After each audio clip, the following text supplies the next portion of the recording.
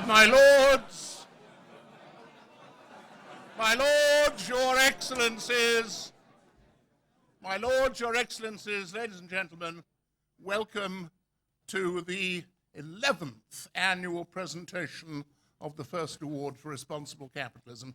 It is 10 years ago, almost to the night, that we assembled in Marlborough House, and a certain distinguished politician, Gordon Brown, Chancellor of the Exchequer, presented our first award, since when we have had an array, a galaxy of talent, and I hope that our guest of honor tonight will not in any way misinterpret when I quote John Major, his remarks when he met his first cabinet, who would have thought it?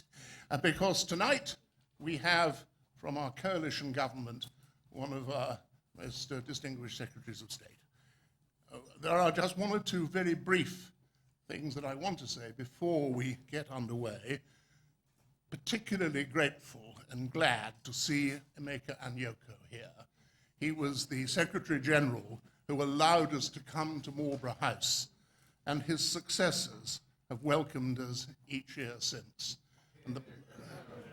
And the present Secretary General, sadly, is traveling, but sends his warm good wishes.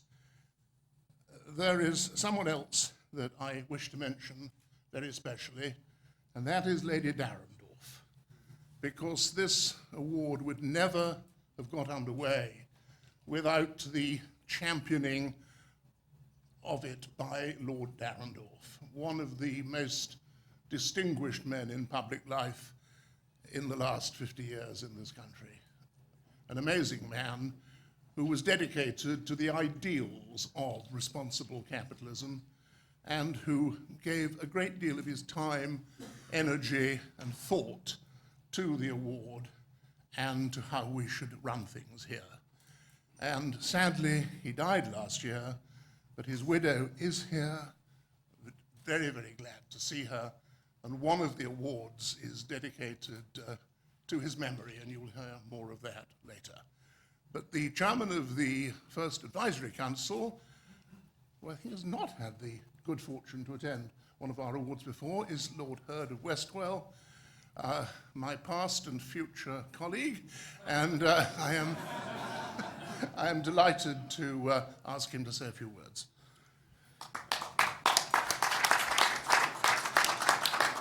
Well, thank you, Patrick, and you're a very welcome addition to their Lordship's house.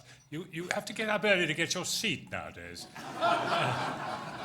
The bishop's are proving slightly hard to budge, but you're very welcome indeed. I'm delighted that, and I'm delighted to be here, my Lords, Excellencies, Secretary of State, ladies and gentlemen. Delighted to be here on this occasion to be present at this award. And to say just a word about what FIRST does and stands for. Well, we stand for responsible capitalism. That's to say, we stand for the belief which is widespread nowadays, that it's not enough just to pile up the pennies, but indeed you need to add something. And if you add that something of responsibility, then you are really entitled to recognition and award. FIRST does a number of things, does three things in particular. It produces a great body of reports, which are increasingly felt to be authoritative and worthwhile, and they have a big circulation across the world. They're linked with events, they're linked with a conference or a visit, and such as, for example, the visit of His Holiness the Pope here, such as the visit of the Prime Minister to China. And each of these we produce a report. Secondly, we actually can help alongside the FCO and others with the actual handling of visits. We're delighted to be able to entertain distinguished high-level guests, so as we entertained His Excellency the President of Turkey on his recent highly successful visit to this country. We were very glad to do that, and that visit was, as I said, a big success. And the third thing is the award, this award. We have just won an award ourselves.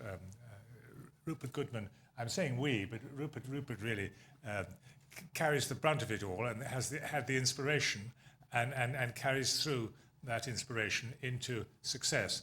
And our success immediately was to have the Queen's Award for industry, which, as you know, is much sought after and goes to us, perhaps rather surprisingly, but goes to us naturally for the effort we do actually to build up British enterprise and success overseas. So we've had a remarkable year in FIRST.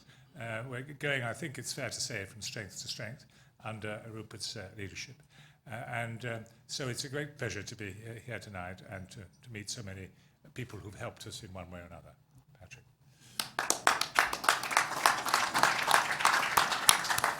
Thank you very much indeed. And could I thank Lord Hurd for what he has brought to FIRST as a very, very distinguished former Foreign Secretary, not to mention all the other high offices of state that he held. And he also writes brilliantly. If you want to read his latest book, I can warmly commend it as a Christmas present. Now, when Lord Darendorf had been chairman of the judges for 6 years, he felt that he wanted to remain a judge, but he thought someone else should take on the chairmanship. And Lord Howe, Geoffrey Howe, who's here this evening, had the brilliant idea. He said, let's have a real judge.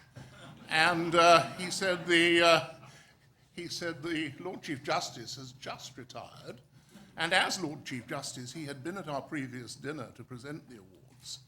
And so Lord Wolfe was invited, he accepted, and he has been a tremendous help, support, and encourager to all of us involved with this. And I will now ask Lord Wolfe if he will speak to us and if he will reveal the secrets of the winners. Or at least tell us who they are. Well, my lords, your excellencies, ladies and gentlemen, it's a great pleasure to be back here in Marlborough House to tell you about the winners. I think I have to indicate that the idea they've got a real judge is not correct, because by the time I became a real judge, because of the cap on the ages of our judiciary, I was officially or statutorily senile. But despite that fact, I still try and perform this task, and I'm only able to perform it because of the quality of my fellow judges. They make what becomes each year, since I've been doing it, a more difficult task, extraordinarily simple, because of their knowledge of the world from which the prize winners are drawn, and because of their very good judgment. And I say it gets more and more difficult because the quality of those who are submitted to FIRST for the purposes of selecting the winner goes up each time, both in numbers and in quality. And I think in that regard it would be right that I can honour and congratulate those who submit candidates. It's part of the inspirational ideas behind this award that they are selected by a range of people. First of all, the High Commissioners and Ambassadors, both who are ambassadors to this country, and those who are serving abroad, both submit names. So do a select group of other people, and we really couldn't have a competition if it wasn't for the quality of their selection. And I think that is mirrored by the winners this year. Technically, we only need to select one winner. But this year, there are 3 names I've got to tell you about, because all 3, in different ways, very different ways, are wonderful examples of what we look for. What we are looking for, as has already been indicated, is capitalists who add responsibility. And responsibility can take many different forms. In the world which we've just been living through, they've got to be acute in identifying risk and dealing with those risks. they've got to be also ethical and identifying the ethical problems and risks and set an example about that. And finally, they have to be conscious of the environment. And I mention all three aspects because they are, I think, reflected in the winners. Now, the winner of first award this year are two. There's Charlie Mayfield of John Lewis's, and I just need to say the name John Lewis's, and you know what it's all about. Because although it wasn't initiated by him, he has the responsibility as chairman of John Lewis of taking forward the concept which has been so successful of a partnership between everybody involved in the business. And when I say everybody involved, I include the customers as well. It's rather like a family. Then our second and joint winner is from a entirely different background. It's Indra Nui, who has the great distinction of being chairman and chief executive officer of Pepsi. And Pepsi have shown great leadership in the matters that I have been talking about. And finally, there's Sophie Trenchell, who is the managing director of Divine Chocolate. Now, you may think that there's not much special about chocolate, but it is very special to those often very impoverished people who grow what is needed to make chocolate. And what our third winner, Sophie Trenchell, has done is establish fair trade, because she's arranged a partnership, for example, between those who grow cocoa in the Congo and other parts of the world, and her company, where the benefits, the profits that are made for that are shared. And it seems in accord with what Lord Darendoff had in mind, that there should be that sort of responsibility. So the prize that she's got is that of the Darendoff Prize, and it's the first time we've awarded a Darendoff Prize. And so she will be very special, not only tonight, but for evermore, as the first recipient of that prize. Now, having said what I have, I call upon the Secretary of State to come and first of all say a few words to us, and then to give the awards.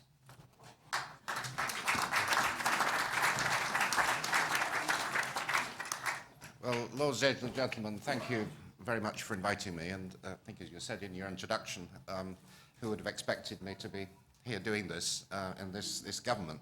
But actually, it's more unexpected than that, because I don't think many of you know this, but 20 years ago, I used to tiptoe through here as a very deferential international civil servant on the way to Emeka Nyuka's office, or to that of my boss, who is looking down on me from the wall up there. But, you know, I moved into politics, and now doing this job, and it's a great privilege to be here doing it.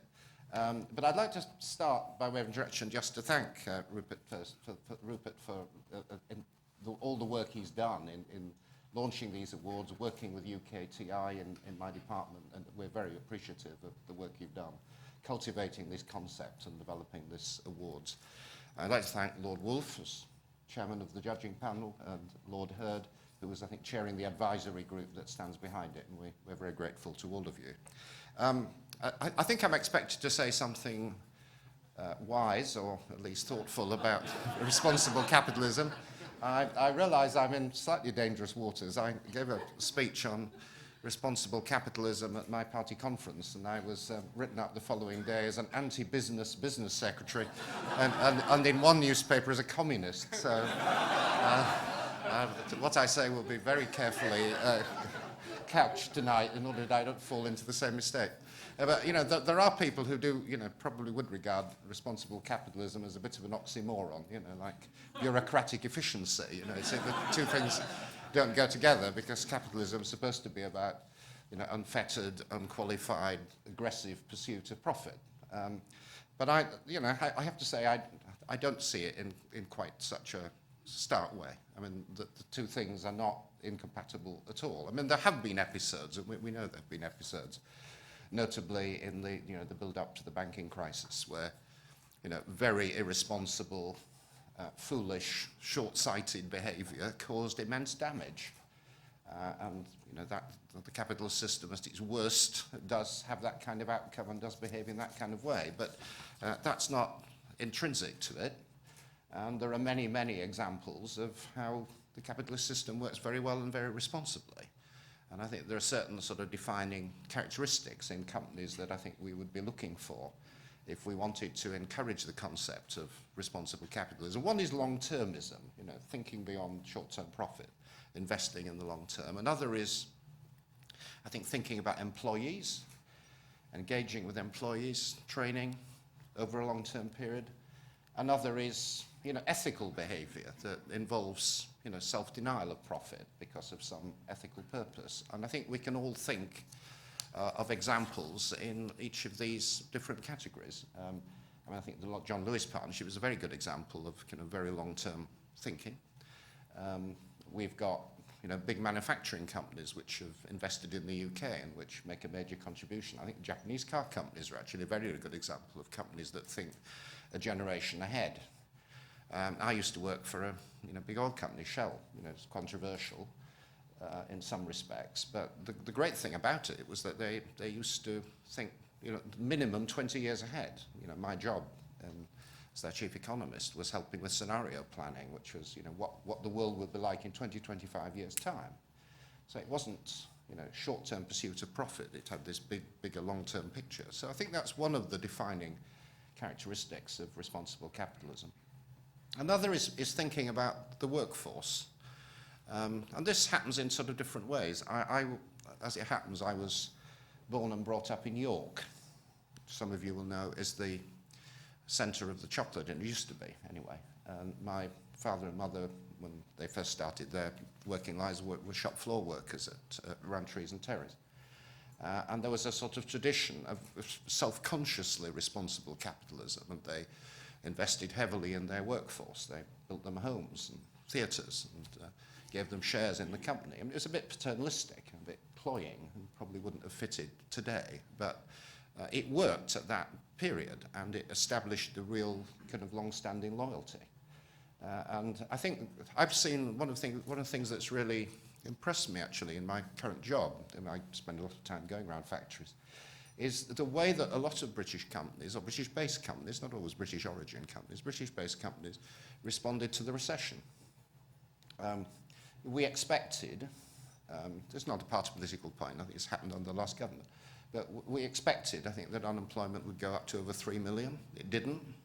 Stayed down quite a long way below that. And one of the reasons was that a lot of private sector companies took a long-term view about harbouring their labour force. I mean, because many examples, the car industry, I think, was a good example, but there are many others, lower-key enterprises, which sat down with their trade unions, worked out work-sharing arrangements. A lot of workers, they're often not given credit for it, accepted pay cuts, accepted part-time working arrangements in order to keep their jobs.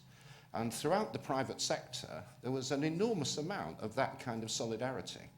You know, I hope we'll get that in the public sector as the squeeze starts to bite. But certainly amongst many private sector employers, there was that kind of far-sighted thinking about the relationship with their workforce. And one particular example that struck me, I was doing a guided visit of General Motors, Ellesmere Port, you know, brilliant world-class production line car company. And one of the things they pointed out to me is that throughout the recession that followed the credit crunch, they didn't stop their apprenticeship program at any point. It was kept going. They kept going with the training. And we have, you know, companies in this country that have a brilliant record in apprenticeships. You know, Rolls-Royce are probably the sort of gold-plated example, but there are many others. Unfortunately, there are not too many.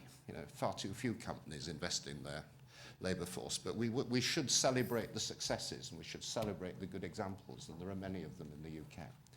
And then I think, thirdly and finally, there's ethical behaviour. I mean, some companies, brand themselves on the basis of doing good and abstaining from doing things that are socially damaging. And it's often a hard way to make money, but people do make money that way, and there is a growing number of investors who respect that, and ethical investment funds. There are a growing number of employees who want to work for companies that are ethical and responsible, and there are a growing number of customers who want that from the companies they buy from. So it can often be good business as well as good for the soul. So I think my basic conclusion is where I started, that responsibility and capitalism can and often do go together. We need a good capitalist system. We need wealth creation. We need the private sector to succeed. That's how, actually, as a country, we're going to get out of this mess. It's got to come from the private sector. But it's a private sector that I hope is taking a long-term view, is investing its employees, is behaving ethically. And I think amongst the gathering here, and certainly amongst the prize winners, we have exemplars of exactly that kind of approach. So thank you very much for your attention.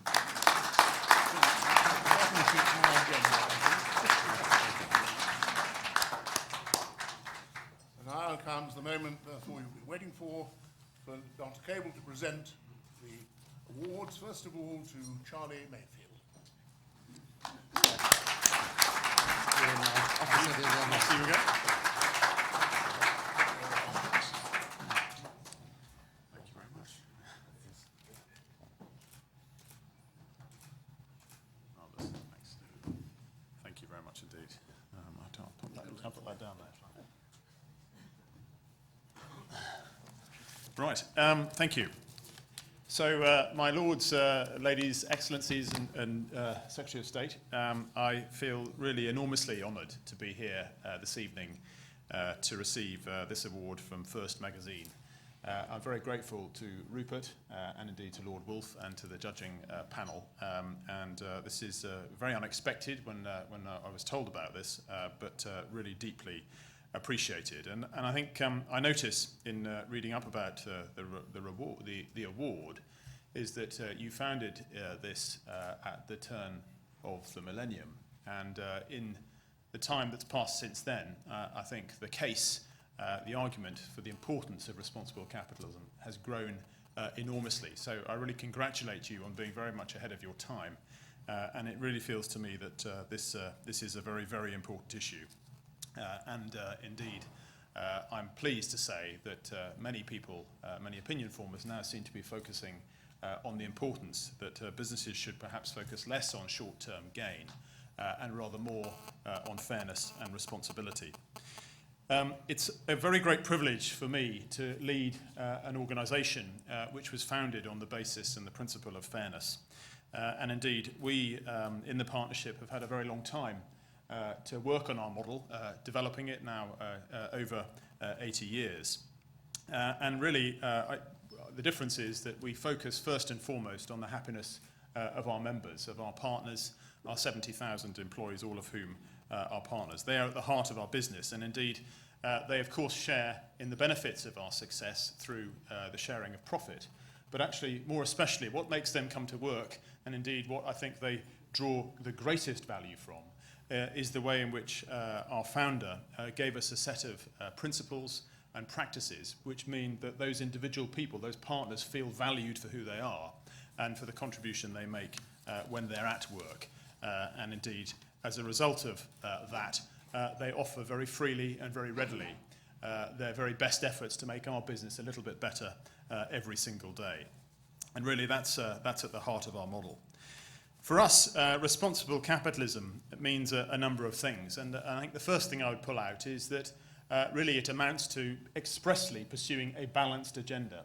Rather than focusing first and foremost on profit, in fact, we focus first on our partners, but we're also equally concerned about the experience our customers have. And indeed, thank you for the comments about being part of the family. Indeed, all our customers are. And then finally, of course, on making sufficient but not the maximum profit. Secondly, we reinforce that in a host of different ways that I haven't got time to go into tonight. But essentially what they all revolve around is that the values of our business resonate very strongly with the personal values of the people who work in our organisation. And we seek to nurture those and develop those in how we go about our business.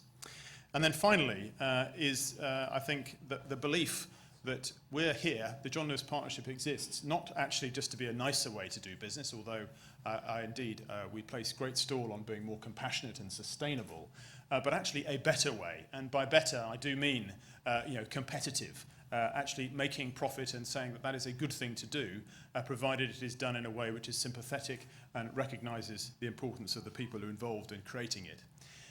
We were founded by Speed and Lewis in 1929 as an experiment in industrial democracy, and indeed we continue to be an experiment today.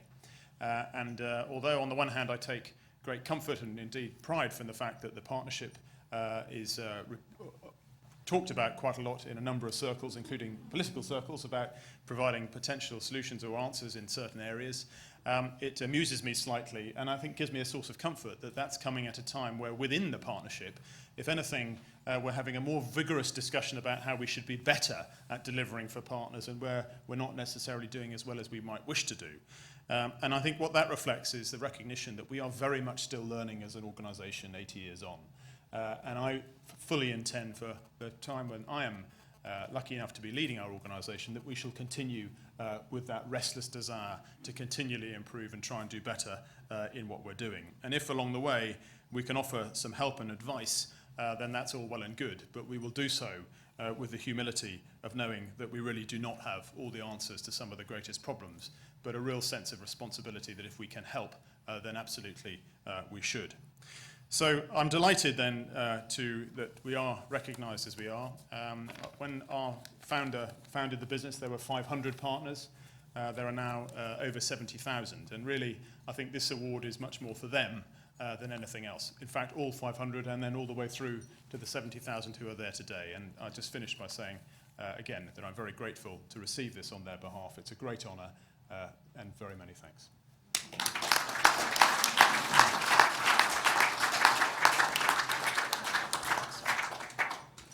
Now, sadly, our next winner is not able to be here, Indra Nui. Remarkable lady, extraordinary story, but we do have a very brief video from her, and is it going to be played now, Rupert? So we'll now watch very briefly, and then the award will be received on her behalf, and I'll announce that afterwards. Hello, everyone. I'm PepsiCo Chairman and CEO Indra Nui.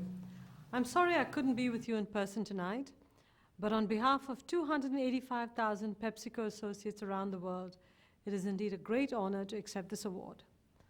I want to thank First Magazine Chairman Rupert Goodman and the entire staff of the magazine. A special thank you to the judging panel chaired by Lord Wolfe for allowing PepsiCo to join such an illustrious list of awardees. You know, when this award was first instituted in 2000, the world looked very different. Few among us could have imagined what the first decade of the 21st century would bring. Business was held in lower esteem than it was in 2000. I believe it is the responsibility of all of us in the business community to earn back the trust and credibility that has been lost. And if you believe, as Francis Bacon once observed, that prosperity discovers vice and adversity discovers virtue, First Magazine has shown us all the virtuous way forward. Like First, we at PepsiCo believe that shareholder value and good corporate citizenship can no longer be separate. They are indeed intertwined. In the 21st century, to be a great organization means having world-class capabilities, but it also means having world-class character. It means recognizing that we have a responsibility to shareholders, but we also have a wider purpose to be good stewards of the planet and good partners in all the communities where we do business. As a company, PepsiCo's ability to have a positive impact is vast. PepsiCo sells product in more than 200 countries across the globe and is the largest food and beverage company based out of North America and the second largest in the world. Nearly 4 years ago, when I became CEO, we encapsulated our commitment to shareholders and to the world in a simple phrase: performance with purpose. And you know what? It's more than a tagline. It is how we hold ourselves accountable. To us, performance with purpose doesn't mean we run our business normally and then do good deeds on the side. It doesn't mean subtracting from the bottom line to boost our reputation or foregoing profits to ease our conscience. It means that we bring together what is good for our business with what is good for the world. It is about integrating purpose in everything we do.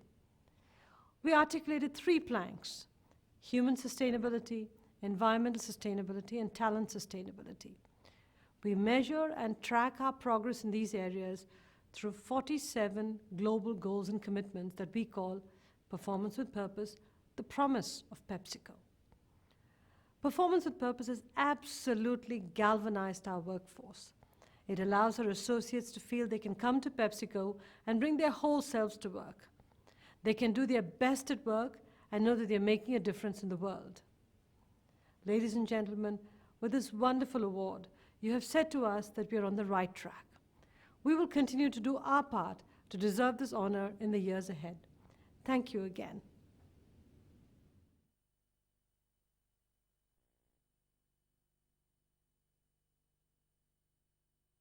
Very sad not to have her with us, but she has asked Ian Ellington, who works for her group here in the UK, to receive it on her behalf. Here he is. Where should we go? That way around?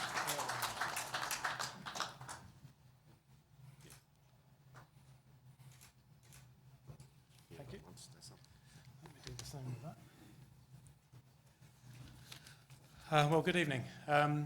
My lords, ladies, excellencies, Secretary of State, ladies and gentlemen, I'm delighted to be here on Indra's behalf to pick up this award this evening.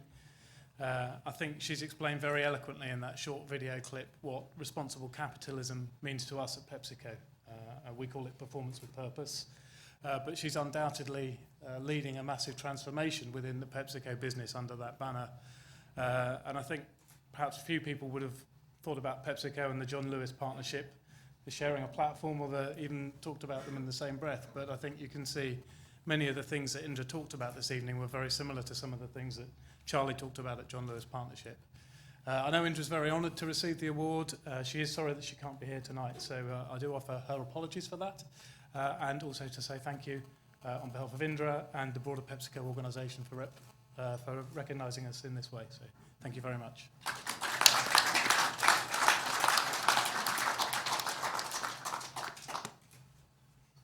When we first discussed the award, having the great good fortune to count Ralph Darendorf among my friends, I suggested to Rupert that we should talk it through with him. He became our chairman, and he became very anxious to see this award spread beyond the great companies, great in size, but to those who were aspiring. Once before, we gave an SME company an award, and the judges this year thought that it would be very appropriate to have an annual SME award dedicated to Ralph's memory, and again, how glad we are that Cristiano is here. And there was one particularly outstanding nomination, nominated, I might say, by Boris Johnson, who sends his apologies. I did expect him to ride it on his cycle as I said that, but he hasn't. And he nominated Sophie Tranchel, and the Secretary of State will now present her with her award.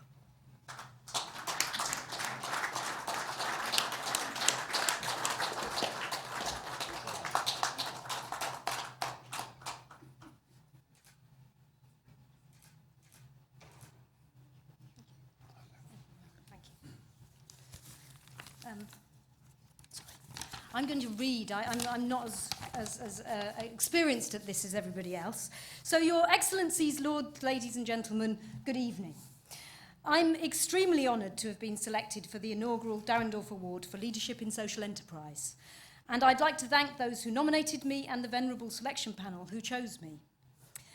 When I heard about it, I hesitated, because this event is to celebrate responsible capitalists.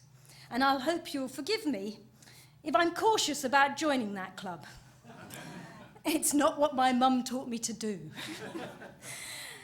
And so do not mistake me, I'm very proud to have become a successful business leader, but I'm in business to change business and to prove that there is another way. That's where my ambition lies, and that's why I really appreciate the Darendorf Award and what it acknowledges and what the whole of these first awards acknowledge. Because I do think that business really has the opportunity, in fact it has the responsibility, and the urgency of the situation is if they don't respond to it, who else is going to? So I really believe it. And I think it's very important. So I'm going to tell you a little bit about Divine Chocolate, because I think, unlike the other companies, you possibly don't know about us. And so I have brought a bar of chocolate so you can see it. They told me I wasn't allowed to give it out because then it looked like I was bribing you. But you can get it from lots of shops. So what I, the company, and our partners and supporters set out to do was challenge the status quo, to prove that a business could flout free market truths and demonstrate successful growth at scale while being driven by social objectives. The company I manage was the dream child of a cooperative of cocoa farmers in Ghana, members of a worldwide community that have been entirely marginalised and exploited throughout the history of the cocoa trade and the chocolate market. At their AGM in 1997, they voted to establish their own chocolate company in the UK. And in 1998, Divine Chocolate was born. Our mission is to improve the livelihoods of cocoa farmers in West Africa by establishing a dynamic branded fair trade marketing company in the UK, thus moving farmers higher up the value chain through company ownership. So today, 11 years on, 45,000 cocoa farmers from 1,300 villages across Ghana own 45% of Divine Chocolate and 33% of our chocolate company in America. Their cooperative, Kwapa Cocoa, which means good cocoa farmer in Twi, which is the language they speak in Ghana, is the sixth biggest cocoa buying company in Ghana and produces 35,000 tonnes of cocoa a year. Their company, Divine, in the UK and the US, delivers 4 income streams. We pay a guaranteed fair trade minimum price, and that we pay the world market price if that's higher. We pay a social premium of $200 a tonne in addition to whatever the world market price is, and they decide how to spend that money, and they invest quite a lot of that money on things like community projects like access to clean water, sanitation, healthcare and education. Because we are owned by the farmers and we're a 100% fair trade company, we also dedicate 2% of our turnover to what we call producer support and development. This has largely been used financing the extra costs of running an organisation democratically, supporting things like elections and training of all those 45,000 members in cooperative principles and values. Lastly, they receive a profit dividend because they own 45% of the company. So this increased income that Divine delivers is important in improving the living conditions and ensuring the sustainability of cocoa farming, in turn making cocoa farming an attractive choice for future generations. It's important to note that this is their money and they decide how to spend it, how to grow their business and how to invest in their communities. Kwapa Cocoa has been able to use the shares that they've established in Divine and the capital that we've built up to access preferential loans attracting a better interest rate. And actually access to finance, I do think, is one of the key things if we want to see more smallholder organisations build their business and earn their own way out of poverty. But just as important as the financial benefit is the knowledge and in turn the power that company ownership has delivered. Most of the farmers we work with have never tasted chocolate. But that also means they don't understand the industry they're a part of. Through owning Divine, farmers have learned firsthand about the chocolate market that they supply. They've met chocolate lovers. They've come here. We've brought farmers over for the last 12 years and we've taken them all around Britain. They've met CEOs of supermarkets and they've actually met archbishops and prime ministers. So their voice has been heard and they are no longer anonymous. And in turn, they are now much more aware of the business they are in. They also sit on the board of Divine. So this is what we mean by responsible business. Business where profits and decision-making are shared and where the social benefit is the raison d'etre, not a bonus.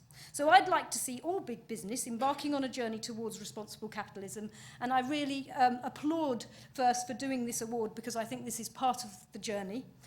But that responsibility needs to be taken to the heart of business, and as many stakeholders as possible need to benefit. For a long time, I've been a fan of John Lewis. That's a surprise, isn't it? And I was delighted years ago when I heard about Spade & Lewis and their co-ownership model. It has been one of my inspirations. So it has been satisfying to see a business powered by its principles being so resilient in commercially difficult times. So to be considered with them is today a real honour. So I hope that we can continue to inspire, all of us, and to change the way that all business is done. Thank you very much, and thank you for the award.